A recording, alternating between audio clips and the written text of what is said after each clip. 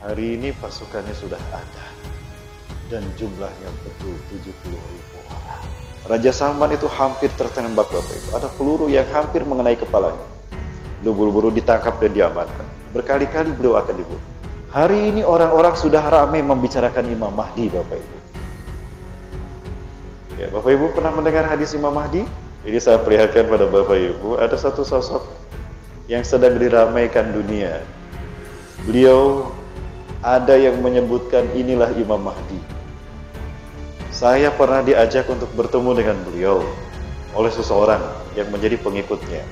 Sekali lagi, saya tidak mengingkari mimpi baik Muhammad Qasim. Itu kemuliaan Allah dari beliau, untuk beliau. Tapi tolong jangan bikin umat Islam berpecah belah. Sekarang orang jadi berpecah belah gara-gara ada yang menerima, ada yang tidak.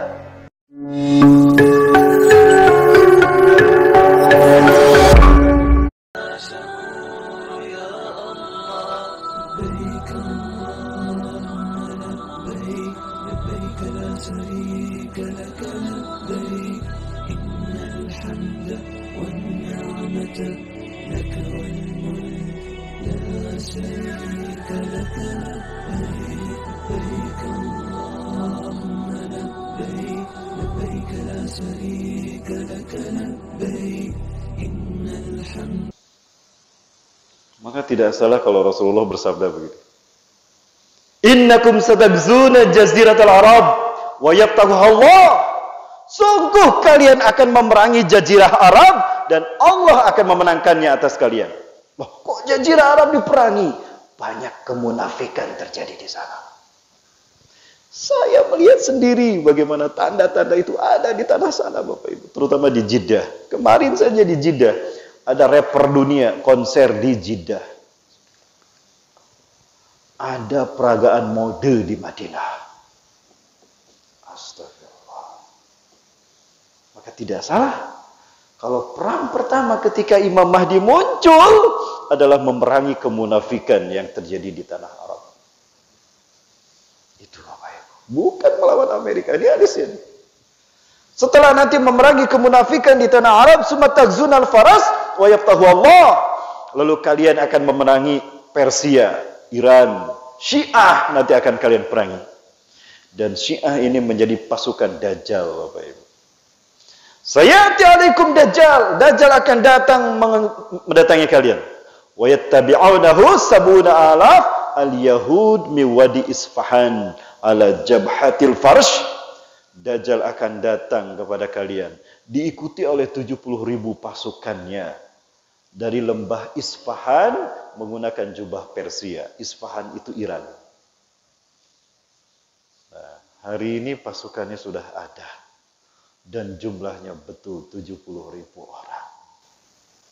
Bapak Ibu yang dirahmati Allah, sudahkah siap menyambut peristiwa-peristiwa besar ini? Bapak Ibu, saya khawatir kita belum siap. Itu yang saya khawatirkan. Bapak Ibu yang dirahmati Allah Subhanahu wa taala, kemudian akan terjadi seorang raja meninggal dunia. Nah, ini hadisnya saya perlihatkan pada Bapak Ibu sekalian. Saya sampaikan ini supaya Bapak Ibu menilai bersama-sama. Ini hadisnya saya sampaikan Bapak Ibu sekalian. Ya, tapi sayang sekali. Sudah saya katakan demikian, masih ada yang menuduh saya cocok logi, peramal, bahkan ada yang menyebut saya dukun Bapak Ibu. Saya khawatir kata-kata mereka menghalangi kita dari kebenaran Quran dan hadis. Yasuddunan nasa an sabilillah. Maka berhentilah kalian memfitnah sesama muslim. Berhentilah anda memfitnah kami sesama muslim. Kalau masih berlaku begitu, suatu saat kami nanti pertemuan kami dengan kalian di hadapan Allah. Kita lihat siapa yang benar Bapak Ibu. Bapak Ibu yang dirahmati Allah, pernah membaca hadis ini? Rasulullah SAW bersabda, "Yaqtatilu salasatun 'inda kanzikum." Akan berperang 3 orang laki-laki di sisi perbenaran kalian. Di sisi Ka'bah kalian. Nanti Ka'bah akan berdarah-darah. Sekeliling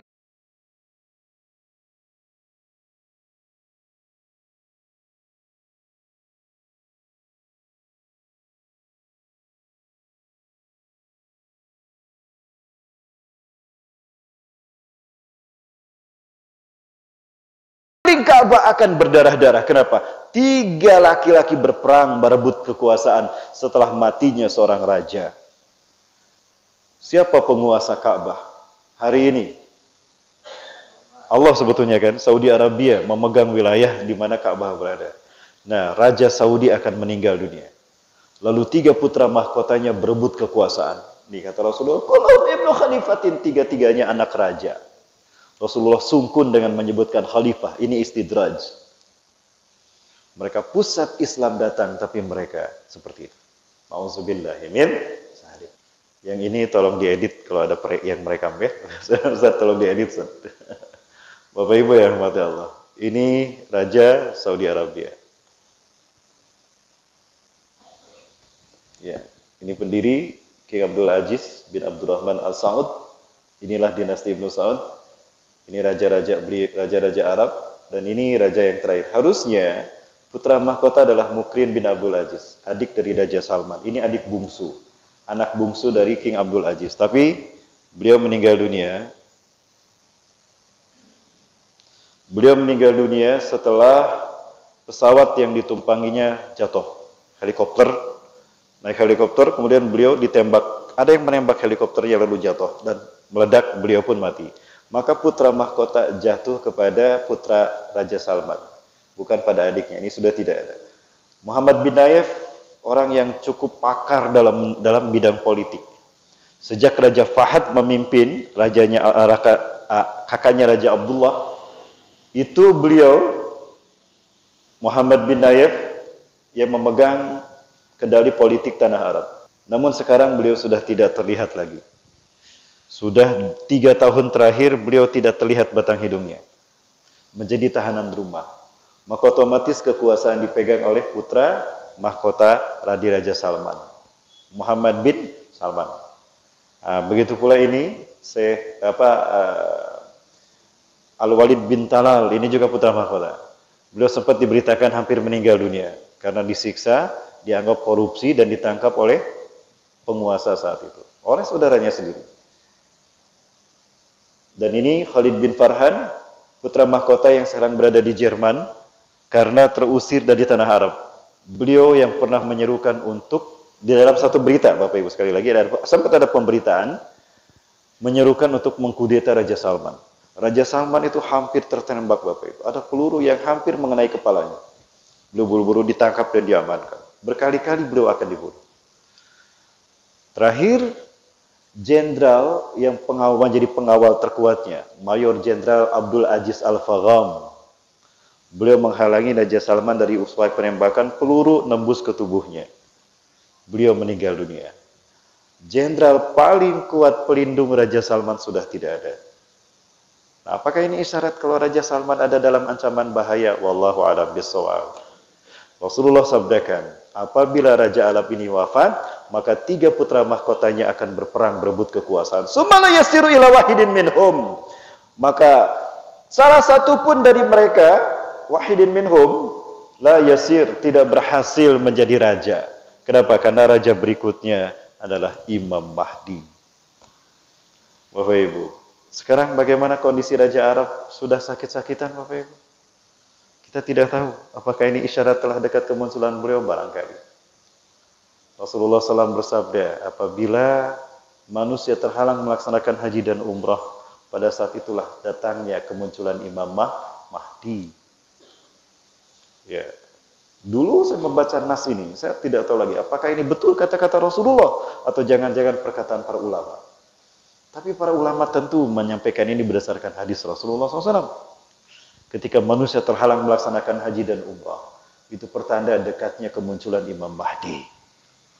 Hari ini orang-orang sudah ramai membicarakan Imam Mahdi, Bapak Ibu. Ya, Bapak Ibu pernah mendengar hadis Imam Mahdi? Siapakah Imam Mahdi, Bapak Ibu?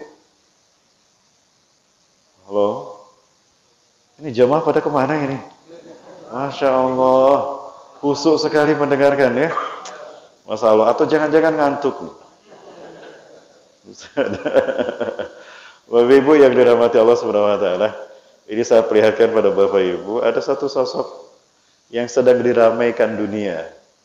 Beliau ada yang menyebutkan inilah Imam Mahdi. Saya pernah diajak untuk bertemu dengan beliau oleh seseorang yang menjadi pengikutnya. Dan saya katakan, saya tidak menolak mimpi-mimpi yang baik yang beliau alami. Tapi demi Allah, saya sampaikan bahwa Imam Mahdi itu nanti kalau terjadi pembaiatan, ya, dibaiat nanti di antara pintu Ka'bah dengan makam Ibrahim. Itu yang saya sampaikan. Tapi aneh sekali kok ada orang banyak ribut sekali. Ini Imam Mahdi ini Imam Mahdi. Ustadz, mari kita berbaiat padanya. Kan Ustadz sering menyampaikan tentang Imam Mahdi. Bukan. Ya, jangan salah paham Bapak Ibu. Rasulullah SAW kita akui sebagai Nabi dan Rasul. Kita imani beliau sebagai Nabi dan Rasul setelah beliau diutus. Betul? Kalau belum diutus, gak ada kewajiban kita untuk mengimani. Belum. Sekarang Imam Mahdi belum dibaiat, orang maksa mengakui beliau sebagai Imam Mahdi. Ya, bahkan sebetulnya beliau sendiri meminta berhenti menyebut saya Imam Mahdi. Nah, ini Muhammad Qasim. Orang-orang sudah menganggap beliau ini Imam Mahdi. Tidak kurang dari 300 kali beliau bermimpi bertemu Rasulullah SAW menyampaikan, kamu harus menyampaikan Islam ini pada dunia. Seluruh dunia untuk bangkit dan bersatu. Ya, hentikan kezaliman di muka bumi. Beliau sudah 500 kali mimpi Allah memberikan wahyu padanya. 500 kali Bapak Ibu. Subhanallah. Beliau dari Pakistan. Nah, ini membuat saya bingung. Kenapa? Karena kalau kata Rasulullah, Imam Mahdi itu dari Madinah, bukan dari Pakistan. 7 ulama dunia mereka berkumpul di kota Mekah. Mereka melaksanakan ibadah haji. Di depan Ka'bah mereka mengadu kepada Allah atas buruknya situasi politik di tanah air mereka. Penguasa mereka zolim, kezoliman di mana-mana, maksiat di mana-mana. Ulama dibungkam, ditangkap dan dipenjara. Sudah terjadi belum? Nah, nanti 7 ulama dunia ini berkumpul. Di depan Ka'bah mereka mengadukan ini kepada Allah. Masing-masing mendengar, loh, kok pengaduan kita sama? Ya, negara kami pun sama seperti itu. Yuk kita cari, barangkali Imam Mahdi sudah ada. Dicari-cari itu. Fayabahasuna anhu. Mereka mencari-cari Imam Mahdi. Fawajaduhu fil Makkata. Maka mereka menemukan Imam Mahdi ada. Anda Imam Mahdi. Ciri-ciri Anda ada disebutkan Rasulullah. Ibsit yadaka nubayuka ala sami wa ta'at. Ulurkan tangan Anda. Kami baiat untuk mendengar dan taat kepada Anda. Tapi apa yang terjadi? Beliau menolak Bapak Ibu. Lastu Mahdian, aku bukan Imam Mahdi. Ana ihda minal ansor. Aku adalah satu dari orang-orang Ansor. Beliau lari ke Madinah. Dikejar sama 7 ulama tadi dari Mekah ke Madinah. Ketemu di Madinah, lari lagi ke Mekah. Ya tahawal min Makkah ila Madinah samarat. Beliau pulang pergi Mekah Madinah 3 kali. Di saat beliau ketemu yang ketiga kali di Ka'bah, di Mekah, ingin dibaiat, maka beliau ingin melarikan diri. Allah utus malaikat Jibril untuk menahannya. Akhirnya beliau ditahan, tidak bisa lari. Maka di malam hari itulah Allah mengislahnya satu malam. Allah buang sifat ragu beliau. Ya, Allah tanamkan sifat kekuatan dan keimanan dan keislaman. Dan Allah fahamkan beliau tentang urusan politik dunia. Maka keluarlah beliau dari pintu rumahnya. Kemudian diiringi oleh 7 ulama ini. Beliau memasuki Masjidil Haram. Salat menghadap ke Ka'bah, lalu dibaiat oleh 313 sampai 315 orang. Wa adadul ladina yubayyi'unahu ka'adadi ahli Badarin.